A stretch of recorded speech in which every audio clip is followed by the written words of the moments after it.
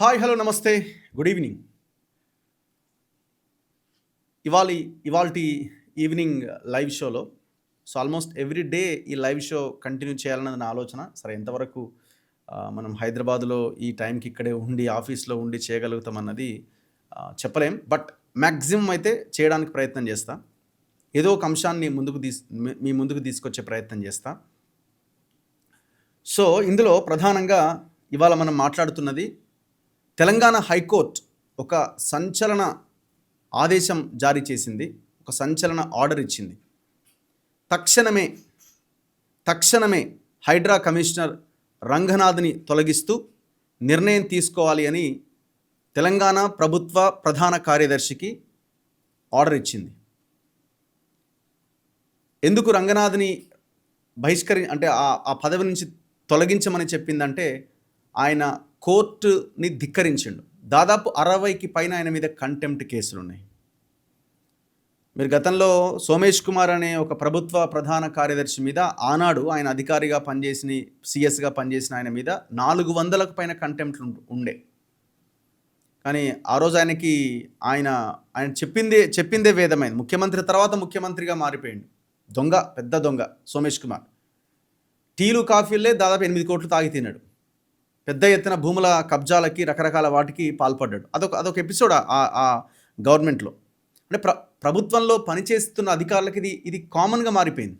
కోర్టే కదా, ఏముంది, అదే సామాన్యులైతే ఎంత భయపడతారు. కానీ అధికారులు ఏదో రకంగా మేనేజ్ చేసుకోవచ్చు, ఏదో రకంగా చేయొచ్చు అని ఒక ఆలోచన ఉంటుంది చూసిరా. సో అదే ఇంత దాకా తీసుకొచ్చింది. రంగనాథ్ కూడా చాలామందితో అసలు ఏముంది, కంటెంప్ట్ అయితే ఏంది, ఏమవుతుంది అనే అభిప్రాయాన్ని చాలామందితో చెప్పినట్టు బయట వార్తలు వస్తూ ఉంటాయి. అంటే బయట మీడియా సర్కిల్స్లో, పొలిటికల్ సర్కిల్స్లో వినబడతా ఉంటుంది. ఎవరన్నా వాళ్ళ భూమిలోకి హైడ్రా వచ్చినప్పుడు మీ మీద మేము కంటెంప్ట్ వేసినామంట, ఏమవుతుంది కంటెంప్ట్ వేస్తే ఏంటి అనే స్టేట్మెంట్స్ ఆయన నుంచి వచ్చేవాట. అయితే మొత్తానికి తెలంగాణ హైకోర్టు హైడ్రా కమిషనర్ రంగనాథ్ని తొలగించమని ప్రభుత్వ ప్రధాన కార్యదర్శికి ఆర్డర్ ఇచ్చింది. సో మనం చూసినాం కదా, అసలు ఎందుకు వివాదాస్పదమైంది, ఎందుకు వార్తల్లో నిలిచింది హైడ్రా అంటే, హైడ్రా తీసుకొచ్చిన కొత్తలో చాలా గొప్ప అప్రిషియేషన్ వచ్చింది. రేవంత్ రెడ్డి చాలా గొప్ప నిర్ణయం తీసుకున్నాడు, అసలు తిరుగులేని నిర్ణయం ఇది, చెరువులను కాపాడాలనుకుంటున్నాడు. చిన్న వర్షం పడితే హైదరాబాద్లో మనిషి కనీసం నడవడానికి కూడా అవకాశం లేదు, వాహనదారులు ప్రయాణం చేయడానికి అవకాశం లేదు, ఏ నాలాలో ఎవరు పడతారో తెలియని పరిస్థితి, ప్రాణాలు కోల్పోతున్నారు. ఇది చాలా గొప్ప నిర్ణయం అని అందరూ అప్రిషియేట్ చేశారు. సో మనం కూడా శభాష్ అన్నాం. స్టార్టింగ్లో రంగనాథ్ ఎక్కడికి వెళ్తే అక్కడికి వెళ్ళి మేము వీడియోలు చేసే ప్రయత్నం చేసినాం. ఇక్కడ కబ్జా ఉంది, ఇక్కడికి రా, అక్కడ కబ్జా ఉంది, అక్కడికి రా. నెమ్మదిగా రోజులు గడుస్తున్నాయి, నెలలు గడుస్తున్నాయి. రంగనాథ్ వ్యవహారం మొత్తం బయటకు వచ్చింది. ఆయన ఆలోచన విధానం ఏంటన్నది బయటకు వచ్చింది. అఫ్కోర్స్ ఇందులో రేవంత్ పాత్ర లేదా, రంగనాథ్ ఒక్కడే పనిచేసిందా అంటే 100% రేవంత్కి సంబంధించిన వాళ్ళ పాత్ర కూడా ఉంది. రేవంత్ రెడ్డి పాత్ర ఉంటుంది. అంటే కొన్ని రియల్ ఎస్టేట్ మాఫియా వాళ్ళకి అనుగుణంగా చేయడం, వాళ్ళని చూసి చూడనట్టుగా వదిలేయడం. రేవంత్ రెడ్డి ఫ్యామిలీది కూడా ఉంటుంది. తిరుపతి రెడ్డిది, ఇంకొక ఆయనది. సో హైడ్రాని ఆ రకంగా వాడుకున్నారు. హైడ్రాని ముందుకు తీసుకొచ్చి రియల్ ఎస్టేట్ కంపెనీలను టెర్రరైజ్ చేసి, వాళ్ళు చేస్తున్న తప్పులకి ఏదో రకంగా లాలూచీ పడి వాళ్ళ దగ్గర నుంచి ఎంతో కొంత తీసుకొని సైలెంట్ అయిపోయినారు. కానీ అన్యాయం ఎక్కడ జరిగిందంటే, ప్రజల్లో ఎందుకు ఇంత వ్యతిరేకత వచ్చిందంటే, సరే అక్కడ అవినీతి చేసి వాళ్ళ దగ్గర తిన్నారు అన్నది ఒక భాగం అయితే, ఇందులో ప్రధానంగా మనం మాట్లాడుకోవాల్సింది పేద ప్రజల ఇళ్లను కూలగొట్టినారు దుర్మార్గంగా. పాపం కష్టపడి రూపాయి కూడబెట్టుకొని ప్రజలు ఎవడో అమ్ముతుంటే 5 లక్షలకో 10 లక్షలకో ఏదో ఒక ప్లాటో లేదు అపార్ట్మెంట్ ఫ్లాటో అమ్మితే చిన్నవి కొనుక్కున్నారు. కొంతమంది ఐటీ ఎంప్లాయీస్ కూడా కొనుగోలు చేసిరు ఇందులో. ఫర్ ఎగ్జాంపుల్ పటాన్ చెరు నియోజకవర్గంలో 20-25 విల్లాలు నేలమట్టం చేసి వచ్చిండు. వాళ్ళంతా ఐటీ ఎంప్లాయీస్. 90 లక్షలు కోటి రూపాయలు పెట్టి వాళ్ళ ఒక విల్లా కొనుక్కుంటే, చిన్నవే విల్లాలు, పెద్దవి కూడా కావు, 100-120 గజాల్లో ఆ విల్లాలు కొనుక్కుంటే ఎవడో కట్టిండు పొలిటికల్ లీడర్, వాడు అమ్మిండు, అవతల పడ్డాడు. కానీ వీళ్ళ ఇండ్లు మాత్రం కూలగొట్టొచ్చిండు. పోనీ దాన్ని కంటిన్యూ చేసిండా?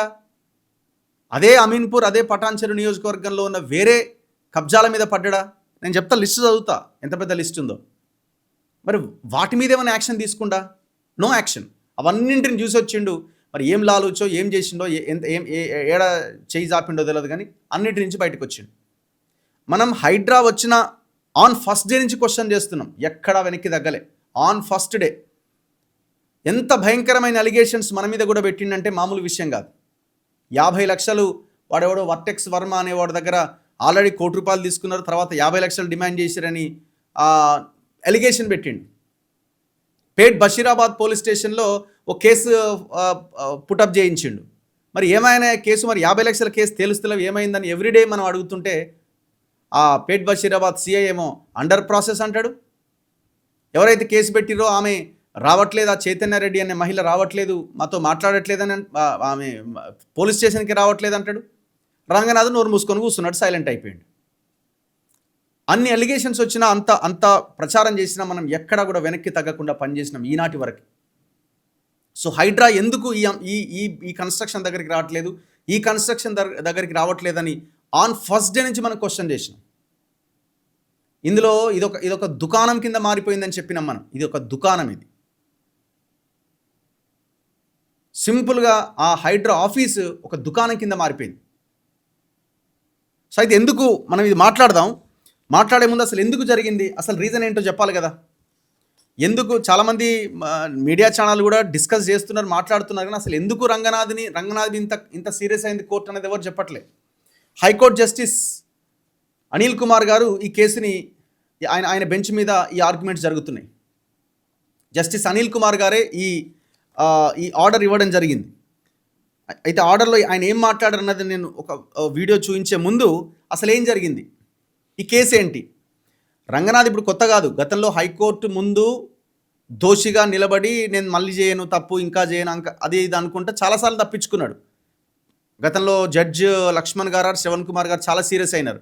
బతుకమ్మ కుంట చెరువు విషయంలో మేము స్టేటస్కు ఆర్డర్ ఇస్తే ఎందుకు ఫాలో అవుతలేరు అని సీరియస్ అయినారు. ఇప్పుడు ఇది ఇంకా మరింత పీక్స్. ఇందులో జడ్జిని చాలా తీవ్ర ఆగ్రహానికి గురి చేసిన విషయం ఏంటి అంటే, శాంతా శ్రీరామ్ అని ఒక కన్స్ట్రక్షన్ కంపెనీ ఉంది. శాంతా శ్రీరామ్ ఆయన, సో ఆ కంపెనీకి రంగనాథ్కి మధ్య జరిగినటువంటి గొడవ ఇది. ఒక్కసారి ఈ ఫ్రేమ్ తీసుకో. ఒక్కసారి నేను ఈ టీవీలో చూపిస్తున్న ఇది చూడండి ఒక్కసారి. ఇది యాక్చువల్గా survey number 1 and survey number 2 లోత్కుంట విలేజ్కి సంబంధించిన భూమి ఇది. ఇగో శ్రీమతి లతీఫా మున్నీసా బేగం అనే ఆమె 56 ఎకరాల 24 గుంటల భూమి survey number 1 and survey number 2 Lothkunta village in government auction and government executed and registered sale deed in favour of Shrimati Latif Unnisa Begum. ఈమె ఎక్కడి నుంచి కొన్నది, ప్రభుత్వం ఆక్షన్ వేస్తే దాని ద్వారా కొన్నటువంటి కొనుగోలు చేసిన భూమి ఇది 1930. దెన్ 1933లో her ownership recorded in Jamabandi for acres 56 acres 24 guntas. Okay. Then 1950 Setwar and Kasra Pahani 1954 and 55 shows her name in possessors column for 56 acres 24 guntas. So Setwar lo and Kasra Pahani lo పేరు వచ్చి చేరింది ఆమె కొన్న తర్వాత. 13/10/1955 నాడు permission from deputy collector letter number 119/55 under section 47 and 48 Hyderabad Tenancy and Agri Act 1950. Okay, ఇది కూడా అయిపోయింది. దెన్ నెక్స్ట్ 24/10/1955లో registered special power of attorney executed by her in favour of her husband. So ఆ భూమిని power of attorney ఆయన భర్త కాబట్టి ఆయన పేరు మీదకి మార్చింది. ఎవరి పేరు అనేది, Syed Mohammed Azmatullah. Then next 1955, 10/12/1955, Syed Muhammad Azmatullah as GPA holder sold 56 acres 24 guntas to Seth Keshan Ram Gauli. అయితే ఈ సయ్యద్ మహమ్మద్ అజ్మతుల్లా అనేట ఆయన సేత్ కేషన్ రామ్ గౌలి అనటానికి జీపీఏ చేసిండు. ఎప్పుడు 1955లో జనరల్ పవర్ ఆఫ్ అటార్నీ. దాని తర్వాత 7/7/1956లో Pautibahi issued in favor of Seth Keshan Ram Gauli for 56 acres 24 guntas. Then 1958 to 2000 Pahani Patrikas show Seth Keshan Ram Gauli as Pattedar. So ఆయనే 2000 సంవత్సరం వరకు పట్టేదారుగా కొనసాగింది. ఓకే, దెన్ ఆఫ్టర్ ఇవన్నీ పట్టేదారు పాస్బుక్లు ఇవన్నీ issue అయినాయి 1955, 1985లో ఒకటి జరిగింది. ఇక్కడ ఏం జరిగిందంటే గవర్నమెంట్ త్రో కలెక్టర్ రంగారెడ్డి జిల్లా acquired 5 acres 10 guntas for broad gauge line Sanath Nagar to Moulali. ఇది రైల్వే లైన్ అనమాట. సో ఈ సర్వే నెంబర్లో 5 ఎకరాల 10 గుంటల భూమిలో రైల్వే లైన్ పోయింది. సో ఆ రైల్వే లైన్ పోయినందుకు అప్పటికే ఆ భూమి పట్టేదారుగా ఉన్నటువంటి ఎవరైతే ఆయన సేత్ కేశన్ రామ్ గౌలీ ఉన్నాడో ఆయనకి దాదాపు 8,87,013 రూపాయల కాంపన్సేషన్ కూడా ప్రభుత్వం అందించింది. దాని తర్వాత ఇంకొక 630 స్క్వేర్ గజాలకు సంబంధించిన భూమి కూడా ఏదో ఇంకేదో వస్తే ప్రభుత్వం అవార్డు పాస్ చేసింది. 53,936 రూపాయల కాంపన్సేషన్ కూడా ఇచ్చింది. సో ఇట్లా ఇదంతా జరుగుతూ వస్తుంది. 2006లో ఏం చేసిందంటే ఇప్పుడు ఎవరైతే ఆనాటి వరకు సేత్ కేశన్ రామ్ గౌలీ అనేట ఆయన ఆ భూమి హోల్డర్గా ఉన్నాడో ఆయన డెవలప్మెంట్ అగ్రిమెంట్ కమ్ జీపీఏ చేసిండు. ఎవరికి? శాంతా శ్రీరామ్ కన్స్ట్రక్షన్కి. డాక్యుమెంట్ నెంబర్ 2286/2006 ఫర్ 40 acres 40 ఎకరాలకి ఆయనకి జీపీఏ చేసిండు. దాని తర్వాత 2007లో Shanta Sriram constructions private limited applied to Secunderabad cantonment board for layout of 40 acres. So ఈ 40 ఎకరాలకు వీళ్ళు ఏం చేశారంటే జీపీఏ తీసుకొని దీనికి లేఅవుట్ పర్మిషన్కి కంటోన్మెంట్ బోర్డుకి అప్లై చేసుకున్నారు. Then 2007 7th month 30th tahsildar Malkajgiri mandal report BB1103/2007 to CEO SCB అంటే Secunderabad cantonment board stating no government land in survey number 1 and survey number 2 Lothkunta after conducting survey demarcation and identification of land. So ఇది government land, ఇందులో ఏమీ లేదని 2007లో ఆనాడు MRO report ఇస్తాడు. So దాని తర్వాత 2007 in the month of ఆగస్ట్లోనే 17th రోజున డిఫెన్స్ ఎస్టేట్ ఆఫీసర్ ఇష్యూడ్, ఎవరైతే ఆయన ఆర్మీ, ఎందుకంటే అదంతా ఆర్మీ ల్యాండ్ ఉంటుంది అనమాట, no objection to grant of layout for survey number 1 and 2 Lothkunta. So ఈ 40 ఎకరాల్లో లేఅవుట్కి ఎలాంటి ఇబ్బంది లేదని నో అబ్జెక్షన్ NOC ఇచ్చేసిండు. దెన్ ఇమీడియట్లీ సో దాని తర్వాత ఇదంతా అయిపోయింది, వాళ్ళు పర్మిషన్ ఇచ్చిర్రు. 2008లో సికింద్రాబాద్ 4/7/2008లో Secunderabad cantonment board sanction layout for 40 acres 53,25,000 రూపాయలు వీళ్ళు లేఅవుట్కి సంబంధించిన అమౌంట్ తీసుకొని ఈ లేఅవుట్కి పర్మిషన్ ఇచ్చింది. ఎవరు? Secunderabad cantonment board. డబ్బులు కూడా తీసుకున్నారు, వీళ్ళు డబ్బులు కట్టిరు. 14/7/2008 Secunderabad cantonment board accorded the layout for 40 acres. Okay. Then 2015లో tahsildar Tirumalagiri mandal initiated encroachment proceedings beyond scope of land encroachment act. So అప్పుడు 2015లో ఇంకో తహసీల్దార్ ఏం చేసిందంటే ఈయన ఇదేదో ఎన్క్రోచ్ అయింది అన్నట్టుగా ఏదో ఈ ఎవరైతే ఈ శాంతా శ్రీరామ్ మీద కంప్లైంట్ ఇస్తాడు. ఓకే. దెన్ 2016లో పిటిషనర్ రిట్ పిటిషన్ వేస్తారు వీళ్ళు, శాంతా శ్రీరామ్ వాళ్ళు హైకోర్టులో 5049/2016 ఛాలెంజింగ్ ల్యాండ్ ఎన్క్రోచ్మెంట్ ప్రొసీడింగ్స్ అంటే MRO ఇచ్చిన దానికి వీళ్ళు ఛాలెంజ్ చేస్తారు. దెన్ 2021లో writ petition allowed, writ petition number 5049/2016 allowed by justice MS Ramachandrarao declaring land has private patta land.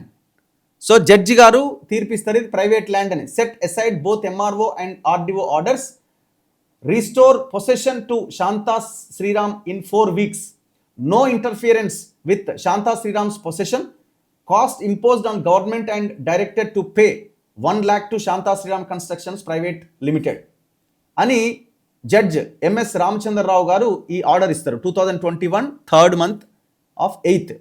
Then 2021 7th month జూలైలో రిట్ అప్పీల్ డిస్మిస్ అయిపోతుంది. States writ appeal number 150/2021 dismissed by the division bench CJ Hima Kohli and justice B Vijaysen Reddy.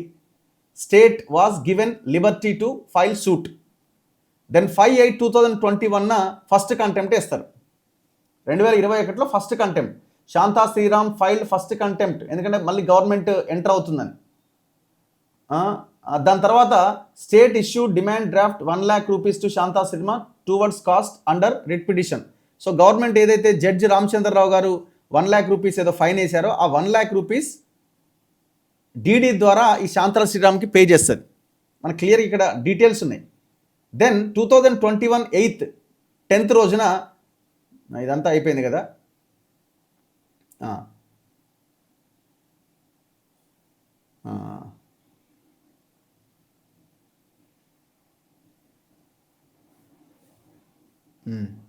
Next ఇది వీళ్ళు వెళ్తున్నారు, అది dismiss అవుతున్నది, ఇదంతా నడుస్తున్నది. 9/1/2026న justice Anil Kumar Jukanti closed CC numbers 958 and 993/2021 on special government pleaders undertaking to comply liberty to Shanta Sriram to approach court if not complete. So దాని తర్వాత ఫస్ట్ కంటెంప్ట్ వేస్తారు, సెకండ్ కంటెంప్ట్ వేస్తారు, దాని తర్వాత థర్డ్ కంటెంప్ట్ అయిపోతుంది, ఫోర్త్ కంటెంప్ట్ అయిపోతుంది. ఇప్పుడు ఈయన మొత్తానికి రంగనాథ్ని ఆ పదవి నుంచి లేపమని కోర్టు ఆర్డర్ ఇస్తుంది. అయితే ఇక్కడ పాయింట్ ఏంటంటే అందరికీ ఒక డౌట్ వస్తుంది, మరి ఏమైంది అసలు, ఎందుకు తీసేసారంటే ఈ గవర్నమెంట్ ల్యాండ్ అని రంగనాథ్ ఆ దాంట్లోకి ఎంటర్ అవుతాడు. ఎంటర్ అయినప్పుడు ఆ శాంతా శ్రీరామ్ ఓనర్ ఏం చేస్తాడంటే రంగనాథ్ ఆఫీస్కి పోతాడు. రంగనాథ్ ఆఫీస్కి పోయి కొంచెం గట్టిగా మాట్లాడతాడు, ఇది మాది భూమి, మీరు ఎట్లా వస్తారు ఏంటి అన్నది. రంగనాథ్ ఈగో హర్ట్ అవుతుంది.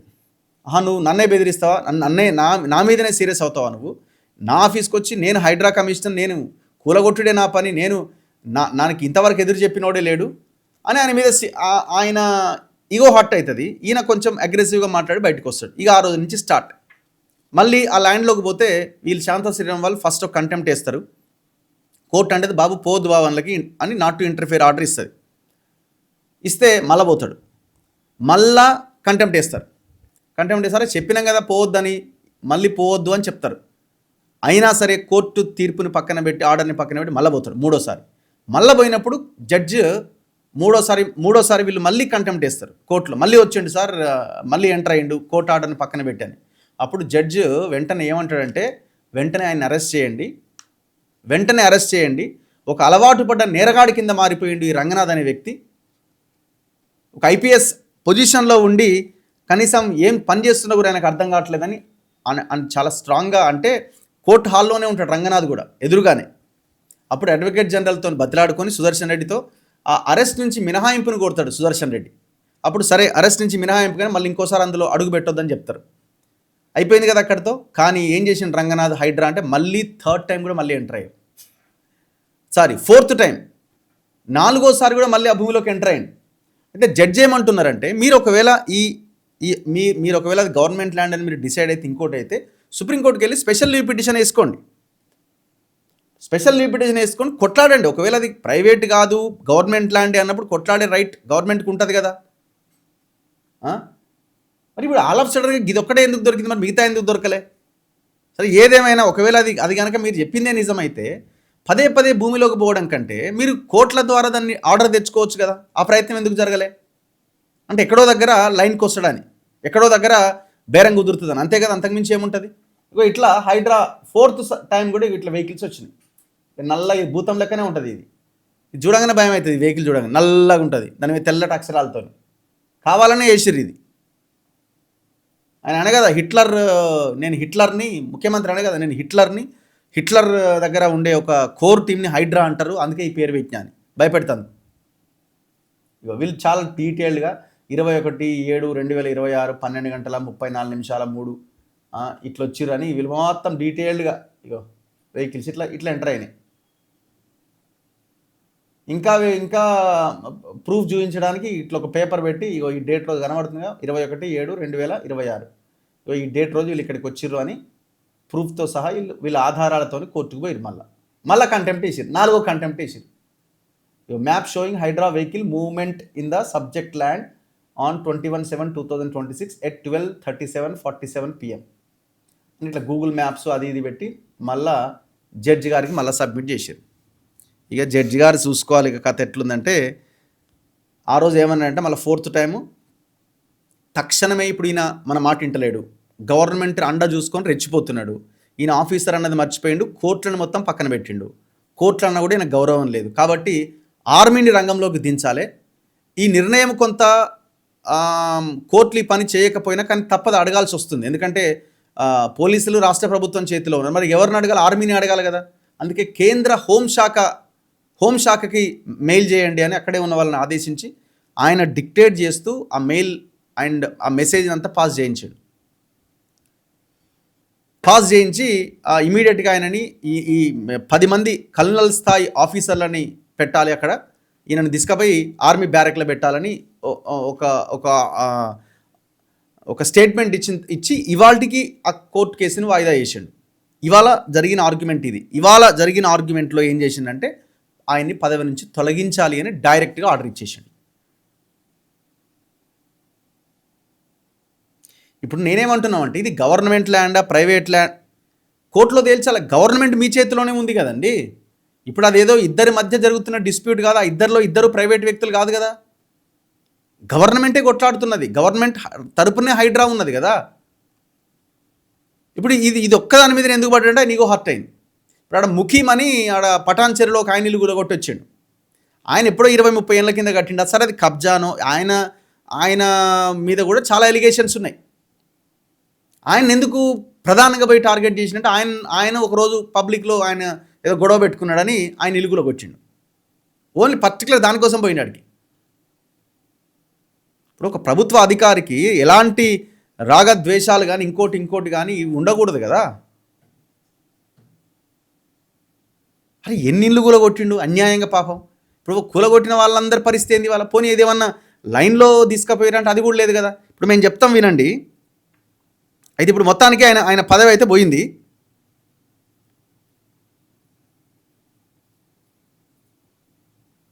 ఒక్కసారి ఇది ఆయన జడ్జి గారు ఏమన్నారో చూసిన తర్వాత మిగతా అంశాల దగ్గరికి వెళ్దాం. జడ్జి గారు ప్రధానంగా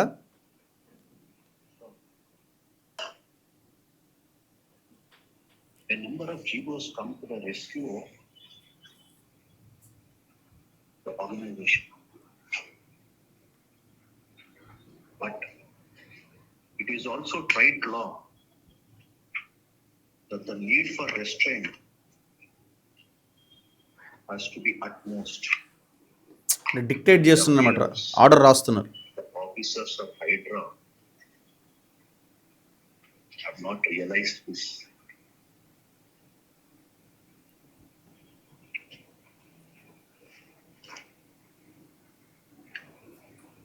The power which is vested in the administration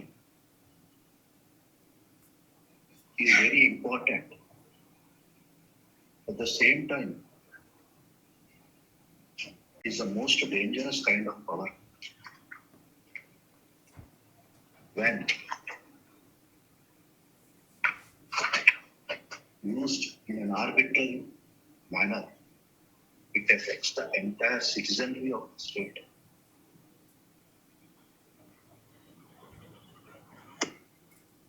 Required more.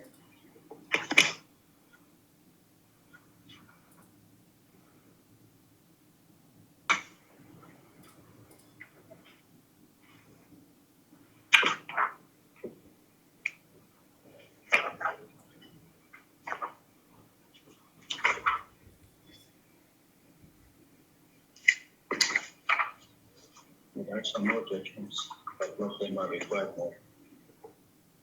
And commission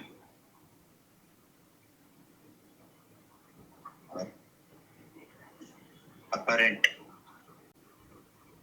if the said officer is permitted to continue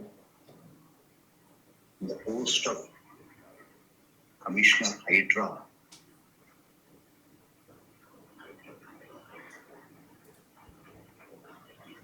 this court is of the considered opinion that the rule of law should be at peril. In fact, this court has warned and observed in the earlier contempt. Yet, the officer has not shown any restraint.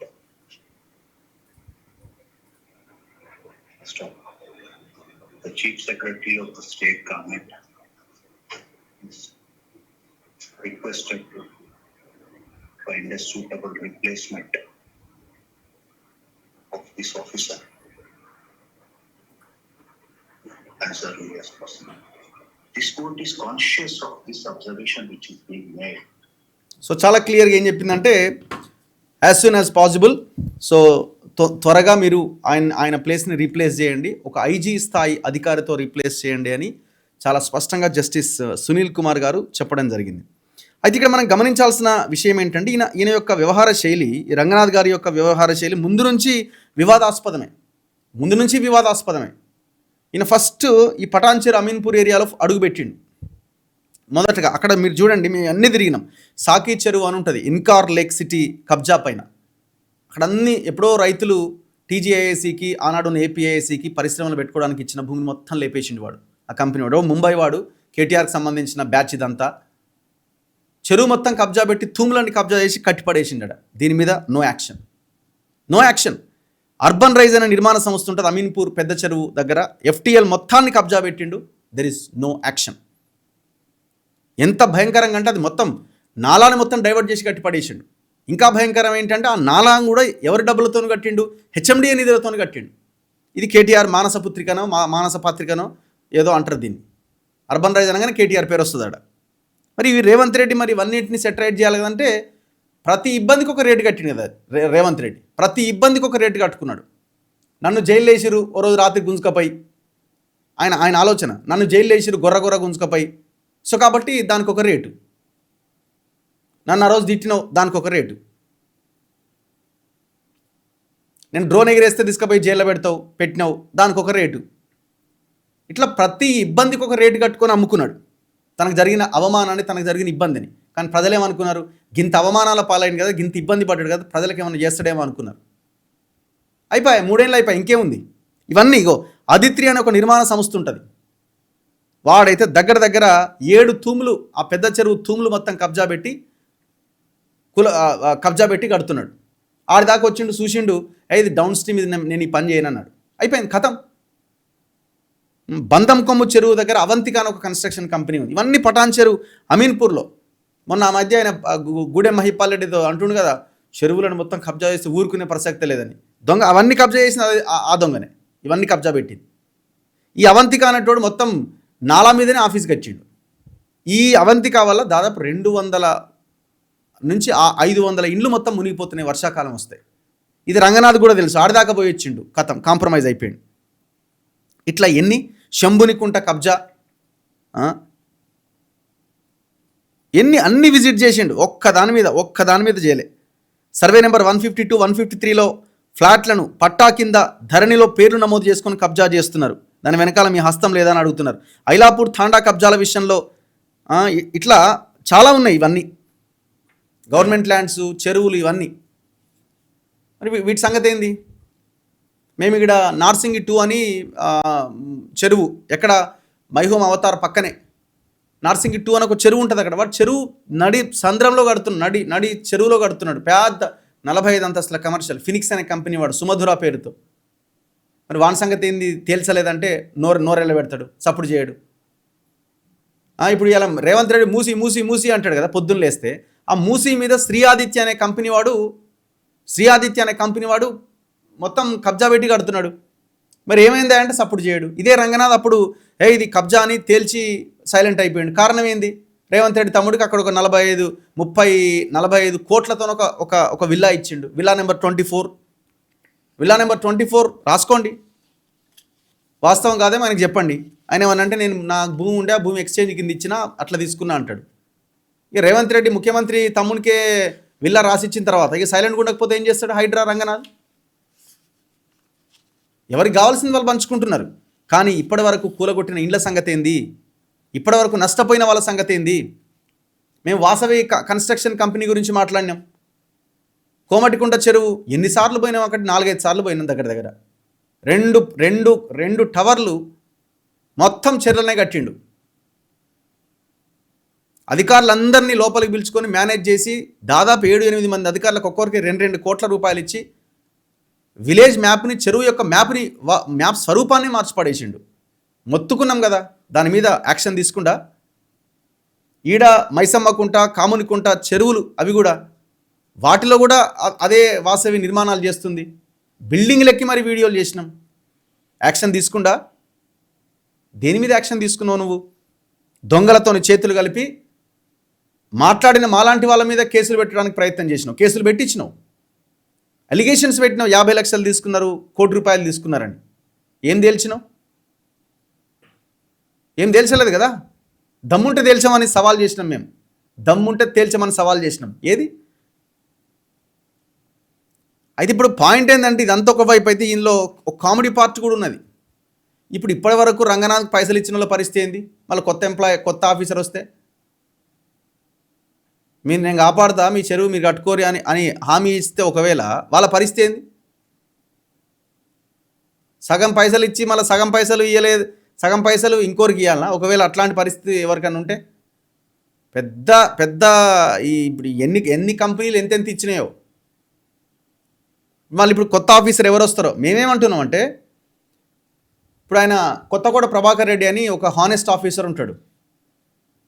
Okay, Revanth Reddy Hyderabad సిపిగానేమో తీసుకొచ్చి ఆయన నిజాయితీకి తట్టుకోలేక మళ్ళీ ఆయనకి ఇక posting ఇవ్వలే, ఆయన పంపించేసిండు. So అట్లాంటి ఆయన్ని పెట్టు హైడ్రా కమిషనర్గా, దుమ్ము అవుతుంది, సినిమా చూపిస్తాడు. పెట్టగలుగుతావా? ఇప్పుడు నేను తక్షణం తొలగించాలి, ఇంకా డిలే చేయడానికి అవకాశం మళ్ళీ మేము పై కోర్టుకు పోతాం, కింది కోర్టుకు పోతాం అంటే జనాల్లో నీ జిహెచ్ఎంసీ ఎలక్షన్లో ఒక్క సీటు కూడా గెలవదు. ఫస్ట్ ఆ హైడ్రా వెహికల్స్ యొక్క కలర్స్ మార్చు తక్షణమే.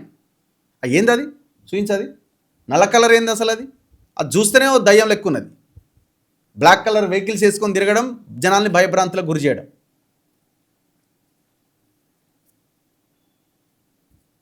సో మీరు కూడా మీ అభిప్రాయాన్ని కమెంట్ రూపంలో చెప్పండి. హా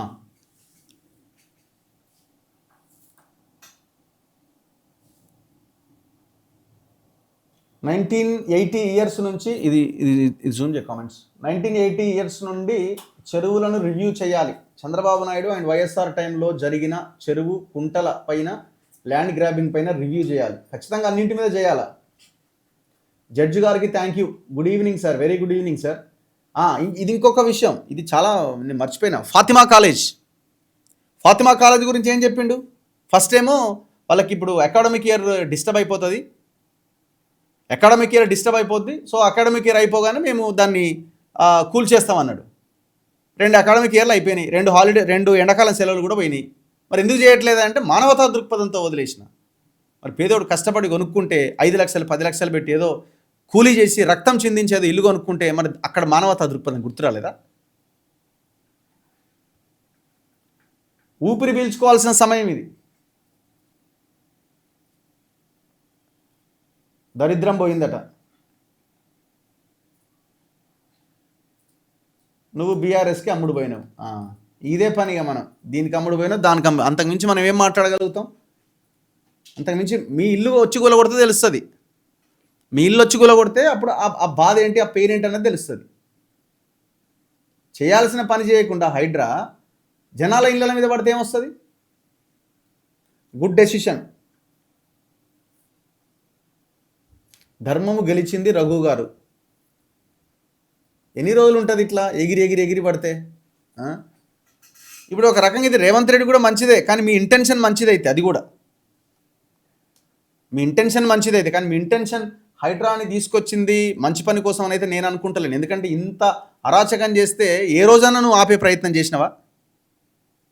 ఇంకా దాన్ని హైడ్రాని ఇంకా చాలా గొప్ప పనిగా చెప్తున్నావు. సో కాబట్టి ఈ అంశం మీద మనం ఇంతకాలం చాలా పెద్ద ఎత్తున ఫైట్ చేసినాం. మళ్ళీ చెప్తున్నాం, ఒకవేళ హైడ్రా చాలామంది అంటున్నారు రద్దు చేయాలని. మేమేమంటున్నాం అంటే హైడ్రాకి ఒక మంచి ఆఫీసర్ని పెట్టండి, చెరువులను కాపాడే ప్రయత్నం చేయండి. ఇవాళ ఎన్విరాన్మెంట్ అనేది చాలా ఇంపార్టెంట్. ఢిల్లీ లాంటి వాతావరణం హైదరాబాద్లో ఉంది. హైదరాబాద్కి బ్యూటీ చెరువులే. ఆ బ్యూటీని మొత్తం ఖతం చేసి లాస్ట్ గవర్నమెంట్లో దొంగలు ఒక్కరిని ఇంతవరకు అరెస్ట్ చేయలే, ఒక్కని దగ్గర ఉన్న భూమిని కూడా వెనక్కి తీసుకురాలే. సో ఆ చెరువులను కాపాడడానికి హైడ్రాను ఉపయోగించండి. రద్దు చేయమని మేము అడుగుతలేం. దయచేసి ఎవరన్నా పేదలు ఇల్లు కట్టుకుంటే, పేదలు ఎవరన్నా తెలియకనో తెలుసో ఇల్లు కట్టుకుంటే ఎవడైతే కట్టించిండో వాళ్ళని లాగండి. ఒక్క అధికారి మీద ఇంతవరకు ఒక కేసు లేదు. ఇరిగేషన్ ఆఫీసర్లు ఎట్లా ఎన్ఓసీలు ఇచ్చినారు? రెరావాడు ఎట్లా పర్మిషన్ ఇచ్చిండు? హెచ్ఎండి ఎట్లా పర్మిషన్ ఇచ్చింది? 22A నిషేధిత జాబితాలో ఉన్న భూమి ఎట్లా పట్టా భూమిగా మారింది? ఒక్క అధికారి మీద ఎవడి మీద కేసు పెట్టిరా? ఇంతవరకు లేదే. సేమ్ పవన్ కళ్యాణ్ది కూడా, మొన్న కూడా పవన్ కళ్యాణ్ది, ఈయన ఒక ఛానల్ని ఎంచుకొని ఆ ఛానల్కి పోయి పవన్ కళ్యాణ్ కాపాడే ప్రయత్నం చేస్తున్నాడు. ఓన్లీ ఫెన్సింగ్ వేసిండు కదా, మరి ఓన్లీ ఫెన్సింగే ఏ స్థాయిలో వేసిండు? ఎంత ఎంత గట్టిగా ఫెన్సింగ్ వేసిండు? ఫెన్సింగ్ వేయచ్చా చెరువులో బోర్ వేయచ్చా? చెరువులో రాళ్ళ కుప్పలు వేయచ్చా? చెరువులో మట్టి పోయచ్చా? ఇవన్నీ అక్కడ కళ్ళకు కట్టినట్టు కనబడుతున్నాయి కదా. అసలు మీరు చెరువే చూడకుండా ఎట్లా డిసైడ్ చేసిరు? ఒకసారి ఏమో ఔటర్ రింగ్ రోడ్ అవతల ఉన్న చెరువులు నాకు సంబంధం లేదంటాడు. మరి ఇప్పుడు ఔటర్ రింగ్ రోడ్ అవతల ఉన్న చెరువు దగ్గరికి ఎందుకు పోయినా, దాని గురించి ఎందుకు మాట్లాడుతున్నావు సపరేట్గా? వీటన్నిటికి ఆన్సర్స్ ఉండవు మీ దగ్గర. ఏది చేసినా నడుస్తుంది అనుకుంటే ఎట్లా? ఏది చేసినా నడవదు. ప్రజలు గమనిస్తున్నారన్న విషయం మనం గుర్తుపెట్టుకోవాలి. ఒక అధికారిగా మీ బాధ్యత ఎంతో అంతే చేయాలి. బియాండ్ ఏదో మనం చేయబోతున్నామని తప్పుడు పనులు చేస్తే ఇట్లనే ఉంటుంది. ఇప్పుడు ఇవాళ ఇజ్జత్ పోయింది కదా. మీరు ఎంపీ కావాలి అనే ఆలోచన ఉన్న మీలాంటి వాళ్ళు చివరి కోర్టుతో తిట్లు తినాల్సిన పరిస్థితి వచ్చింది కదా. చరిత్రలో లిఖించబడ్డది. మరి ఇప్పుడు రేవంత్ రెడ్డి మళ్ళీ ఇంకేమన్నా చేస్తాడా ఏందన్నది చూడాలి. కోర్టు చెప్పిన తర్వాత కూడా మీరు వినకపోతే ఇక అంతకంటే ఇక దారుణం ఇంకొకటి ఉండదు. ఈ ఆర్డర్ని ఖచ్చితంగా ఇంప్లిమెంట్ చేయాలి. హైడ్రా ఆఫీసర్గా ఒక నిజాయితీ గల ఆఫీసర్ని అక్కడ పెట్టాలి. మనోడు పక్కోడు పగోడు అనేటువంటి తేడా లేకుండా ఎక్కడైతే చెరువులు కబ్జాకు గురైనాయో, ఎక్కడైతే గవర్నమెంట్ ల్యాండ్స్ కబ్జాకు గురైనాయో, ఎవరు కబ్జా చేసినారో అక్కడ పూర్తి స్థాయిలో వాటిని రక్షించాల్సిన అవసరం ఉంది. ఒకవేళ ఆ ప్లేస్లో పేదలు ఉంటే ఆలోచించాలి. ఆ పేదల ఇండ్లు వదిలేయాలి, లేకపోతే వాళ్ళకి ఇంకొక దగ్గర అకామిడేట్ చేయాలి. సో ఇది ఒకవేళ అది కుదరకపోతే ఎవడైతే నిర్మాణం చేసినో వాడి దగ్గర నుంచి మీరు కాంపన్సేషన్ గవర్నమెంట్ తీసుకోవాలి. అంటే కాంపన్సేషన్ మీన్స్ పరిహారం. మీరు దానికి సంబంధించిన ఫైన్ ఆ కంపెనీ మీద వేయాలి, ఇంపోజ్ చేయాలి, ఇది బలవంతంగానైనా. సో అప్పుడు అది అట్లా కనీసం గవర్నమెంట్కి, ప్రభుత్వానికి, ప్రజలకి ఏమన్నా సరే అది భూమి పోయినా డబ్బులు వచ్చినాయన్న ఒక ఇదన్న ఉంటుంది.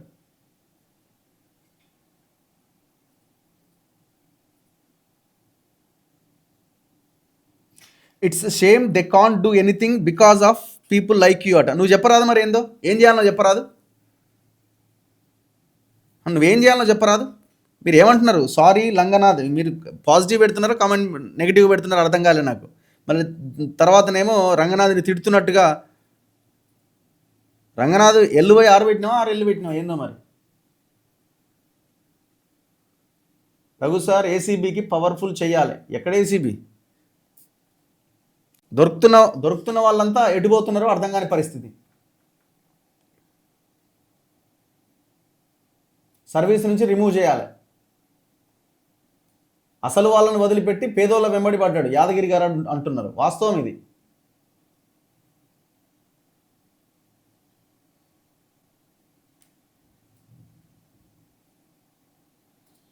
కాంగ్రెస్ ఎక్స్ట్రాలు ఎక్కువైనాయట.